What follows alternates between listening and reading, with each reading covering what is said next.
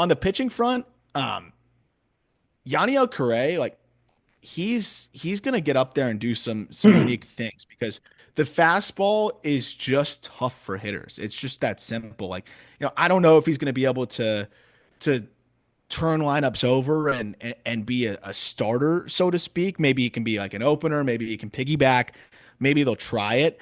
But I think this is a guy that's fastball slider. Like he's mixed in a changeup that looks like it can be good, but the command just isn't there. I think the command in general just isn't quite good enough. But this is a guy that in multi-inning spurts is a relief weapon.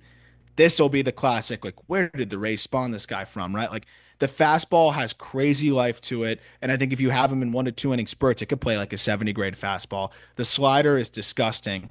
And I think it can just overwhelm hitters with that two pitch combination. You don't worry as much about the 13% walk rate when he's coming out of the bullpen.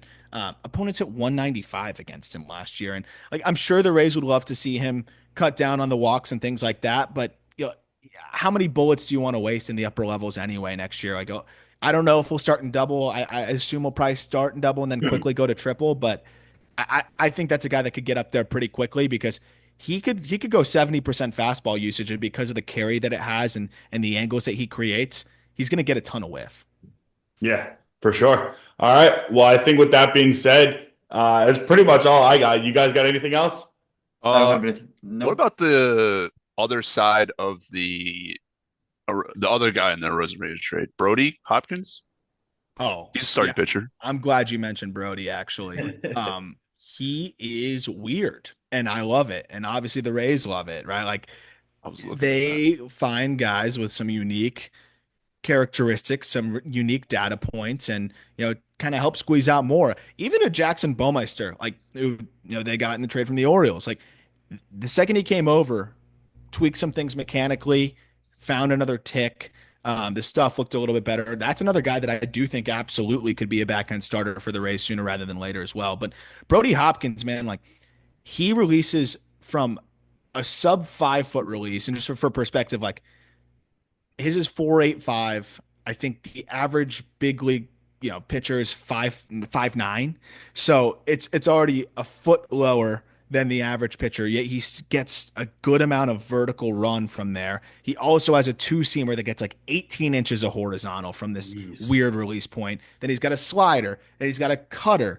And then he's got a distinct sweeper that's different from the slider. So he's got this crazy pitch mix. It's really all about the command for him. But we know the Rays aren't like, afraid of taking on stuff and hoping the command comes together. But I think we've seen flashes of it be in there. What I love about Hopkins and a lot of the arms that the Rays get is, yeah, he's got a shot to stick as a starter. And if he does, he could be an impactful one. But the fallback isn't just, oh, he's a depth arm. The fallback is, well, he could also be an elite reliever, right? The fastball average is 96, and he's got two different ones.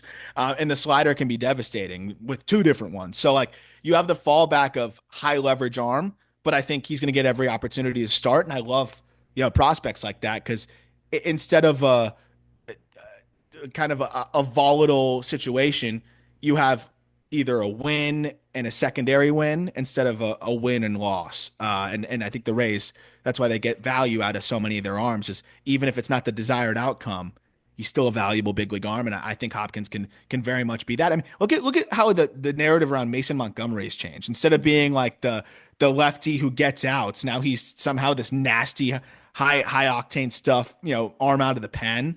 Like that's what they do, and I think that's exactly the range of outcomes that you could have with, a Hopkins. And then I wouldn't give up on Dylan Lesko just yet.